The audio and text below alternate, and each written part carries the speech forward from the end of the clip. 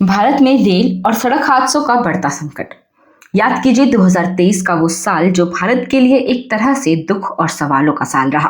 सिर्फ एक साल में रेल दुर्घटनाओं में 21,803 लोग मारे गए, जबकि सड़क हादसों में मौतों की संख्या लगभग 2.25 लाख तक पहुंच गई। ये सिर्फ आंकड़े नहीं है, बल्कि हर आंकड़े के पीछे हजारों परिवारों का दर्द और संघर्ष छिपा है। हर दिन, हर घंटे इस देश में लोग अपने घरों को लौटते समय या अपने काम के लिए जाते समय मौत के सामने खड़े होते हैं। और सबसे चौंकाने वाली बात यह है कि इन हादसों की वजह से होने वाली मौतों के बारे में आम जनता तक सही जानकारी नहीं पहुंचती। एनसीआरबी की रिपोर्ट बताती है कि 2023 में 24,000 से अधिक रेल दुर्घटनाएं हुई। ये संख्या खुद में भयानक है, लेकिन जब आप आंकड़ों की गहराई में जाए तो ये और भी डरावनी हो जाती है। रेल मंत्री बार बार कहते हैं कि रेल दुर्घटनाओं की संख्या कम हो रही। उदाहरण के लिए 2000 से लेकर 2001 में 135 एक्सीडेंट्स थे, जो 2024-25 में घटकर 31 रह गए, यानी 77% की कमी दिखती है। लेकिन क्या ये पूरी तस्वीर है? रेल पटरियों पर मरने वाले लोगों की संख्या लगातार बढ़ रही। केवल ट्रेन से गिरने, ट्रैक पार करते समय कटने या क्रॉसिंग पर दुर्घटनाओं के कारण 15,000 से अधिक लोग मरते हैं। रेल मंत्री और अधिकारी अक्सर मीडिया में आंकड़ों को पेश करके अपनी सफलता दिखाते हैं। वे बताते हैं कि एक्सीडेंट्स में कमी आई है, नई तकनीकें लाई गई है और सुरक्षा उपाय मजबूत हुए हैं। लेकिन आंकड़ों की गहराई में जाए तो असली हकीकत सामने आती है। ट्रेन से गिरकर या क्रॉसिंग पर मरने वाले लोगों की संख्या लगातार बढ़ रही, यानी सरकार की नजर केवल दृश्य और प्रचार योग्य आंकड़ों पर है, जबकि आम जनता की जान का मूल्य लगातार कम होता जा रहा। रेल कर्मचारी और लोको पायलट की स्थिति और भी चिंताजनक है। ट्रैक मेंटेनर, लोको पायलट और अन्य स्टाफ को 12 से 20 घंटे की शिफ्ट में काम करना पड़ता है, अक्सर बिना पर्याप्त ब्रेक और छुट्टी के। 2012 से 2017 के बीच 768 ट्रैक मेंटेनर ड्यूटी के दौरान कट कर मारे गए।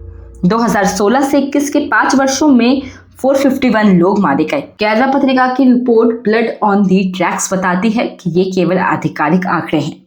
वास्तविक संख्या इससे कहीं अधिक हो सकती है। लोको पायलटों की हालत भी बेहद कठिन है। थकावट, लंबे समय तक ड्यूटी और इंजन में काम करने की कठिनाइयां दुर्घटनाओं की संभावना बढ़ाती है। अब बात सड़क हादसों की करें। सड़क हादसों में मौतें रेल हादसों से कई गुना अधिक है।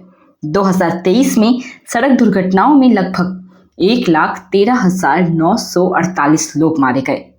इनमें ग्रामीण इलाकों के लोग सबसे अधिक प्रभावित है। ग्रामीण सड़कें अक्सर पतली, एक लेन वाली, बिना संकेत और रफ्तार पर नियंत्रण के होती है। इसके चलते दुर्घटनाओं की संभावना बढ़ जाती है। तो वहीं दोपहिया वाहन चालक और सवार सबसे अधिक प्रभावित है। अकेले 2023 में 79,000 से अधिक लोग दोपहिया दुर्घटनाओं में मारे गए।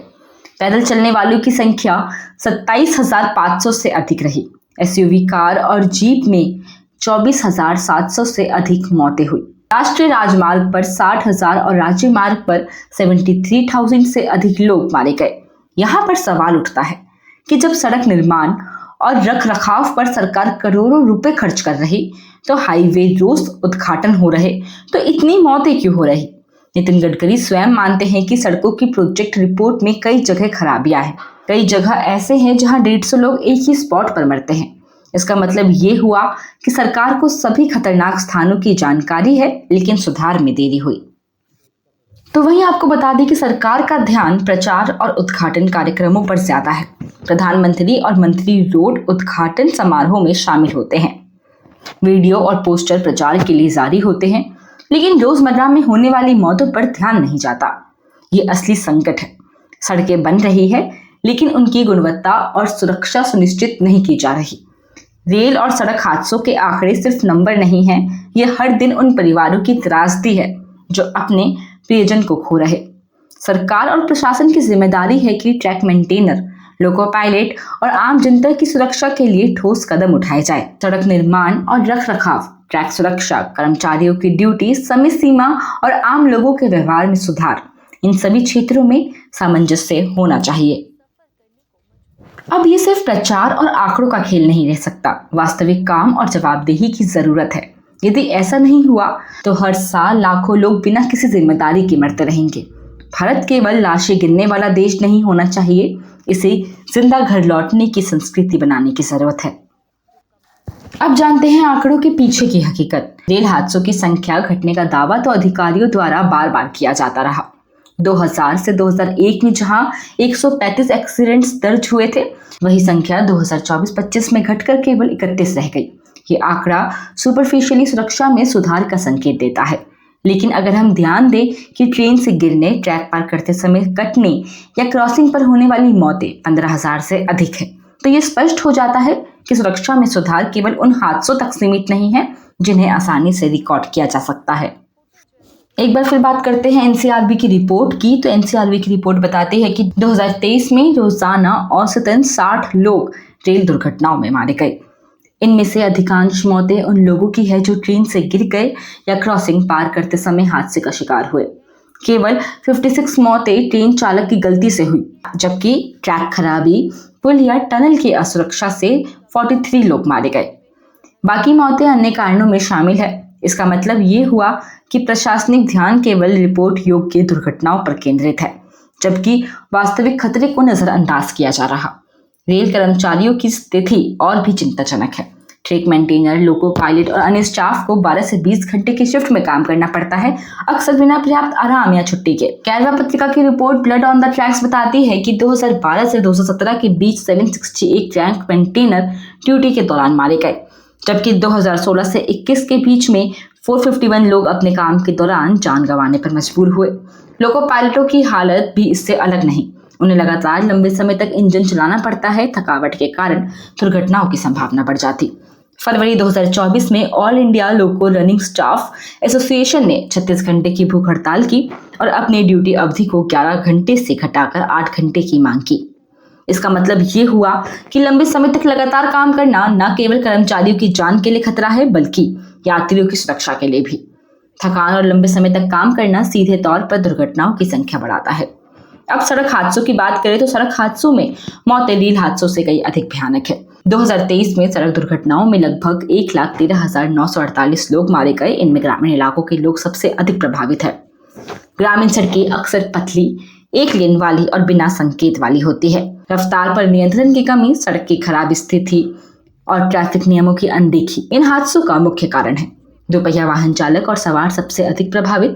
अकेले 2023 में 79,000 से अधिक लोग दोपहिया दुर्घटनाओं में मारे गए। सड़क की खराब डिजाइन और रखरखाव की कमी दुर्घटनाओं की सबसे बड़ी वजह है। नितिन गडकरी स्वयं कहते हैं कि कई जगहों पर सड़क प्रोजेक्ट्स रिपोर्ट इतनी खराब है कि केवल एक स्पॉट पर 150 लोगों की मौत हो सकती है। 2023-24 में 12,349 किलोमीटर हाईवे बनाए गए, लेकिन सड़कों की सुरक्षा सुनिश्चित नहीं की गई। रोजमर्रा की मौतें इस बात का सबूत है कि सड़क निर्माण और रखरखाव में गंभीर कमी है। ग्रामीण इलाकों में दुर्घटनाओं की संख्या और भी चिंताजनक है।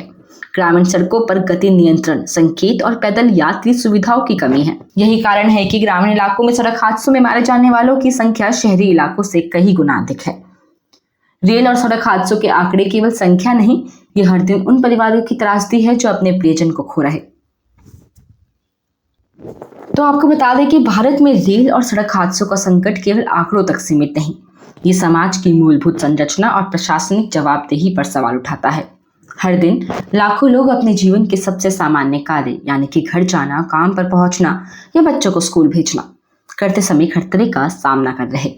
ये केवल व्यक्तिगत त्रासदी नहीं है, बल्कि एक व्यवस्थित विफलता का प्रतीक है, जिसमें सुरक्षा योजना की महत्वपूर्ण जिम्मेदारियां अनदेखी हो रही। इस संकट का सबसे गहरा पहलू ये है कि ये केवल घटनाओं की संख्या तक सीमित नहीं, ये उन लोगों की असुरक्षा, उनके परिवार के टूटते जीवन और समाज के सामान्य ढांचे पर पड़ने वाला प्रभाव को भी उजागर करता है। जब हर दिन लोग अपने घर लौटने के बजाय मौत की खबर सुन रहे हैं, तो ये स्पष्ट संकेत है कि नीति, प्रशासन और व्यवहारिक सुधार में गहरी कमी है। किसी भी लोकतांत्रिक व्यवस्था में ये सबसे मूलभूत जिम्मेदारी है कि नागरिकों की जान और जीवन की गुणवत्ता को सर्वोच्च प्राथमिकता दी जाए। सड़क पर वाहन चालकों की सुरक्षा के प्रति लापरवाही, पटरियों पर नियमों का पालन न करना और संस्थागत निगरानी की कमजोरियां मिलाकर ऐसी स्थिति को जन्म देती है। इसी तरह रेल कर्मचारियों की थकान, अपर्याप्त प्रशिक्षण और लंबे समय तक काम करने की परिस्थितियां दुर्घटनाओं के लिए उपजाऊ मैदान तैयार करती है। यह सबसे बड़ा सवाल ये है कि क्या हम सुरक्षा की संस्कृति को एक प्राथमिकता के रूप में मान सकते हैं, केवल सड़कों और रेलवे नेटवर्क का निर्माण या आंकड़ों में सुधार दिखाना पर्याप्त नहीं। असली परिवर्तन तब होगा जब सुरक्षा हर निर्णय का केंद्रीय हिस्सा बने, चाहे वे सड़क डिजाइन हो, पटरियों की रखरखाव प्रणाली हो, कर्मचारी शिफ्ट और प्रशिक्षण हो या यात्री व्यवहार। यही वे बदलाव है जो न केवल जीवन की रक्षा करेगा बल्कि एक जिम्मेदार और संवेदनशील समाज का निर्माण भी करेगा। इसके साथ ही इस संकट की गंभीरता ये भी है कि इसमें न्याय और जवाबदेही की आवश्यकता है। केवल दुर्घटनाओं के आंकड़ों को गिनना या मुआवजे की प्रक्रिया को औपचारिक रूप देना ही समाधान नहीं। वास्तविक जिम्मेदारी तब आएगी जब हर मृत व्यक्ति के पीछे प्रशासनिक या प्रणालीगत सुधार होगा और हर जीवन का मूल सुरक्षित वातावरण सुनिश्चित करके किया जा सकता है। ये न केवल नैतिक जरूरत है बल्कि आधुनिक और विकसित राष्ट्र की पहचान भी। तो आखिरकार भारत को ये समझना होगा कि हादसों के पीछे केवल दुर्भाग्य या असावधानी नहीं है, बल्कि वे संरचनात्मक कमजोरियां हैं जिन्हें नजरअंदाज किया गया है। यदि यही हाल जारी रहा तो लाखों जीवन हर साल खो जाएंगे। लेकिन यदि समाज, प्रशासन और नीति निर्माता एक साझा दृष्टिकोण अपनाएं जिसमें सुरक्षा, जागरूकता और जिम्मेदारी प्राथमिकता हो, तो ये संकट नियंत्रित किया जा सकता है। ये केवल एक तकनीकी या प्रशासनिक चुनौती नहीं, बल्कि ये हमारे समाज की संवेदनशीलता, मानवीयता और सामूहिक जिम्मेदारी का परीक्षण है। इसलिए अब वक्त आ गया है कि देश केवल उच्च गति वाला हाईवे और नए ट्रेन मार्गों के प्रचार में व्यस्त न रहे, बल्कि हर नागरिक को सुरक्षित घर लौटने का अधिकार सुनिश्चित करने के लिए ठोस कदम उठाए जाए। यही वे परिवर्तन है जो भारत को केवल आंकड़ों का देश नहीं, बल्कि जिंदा और सुरक्षित जीवन का देश बना सकता है।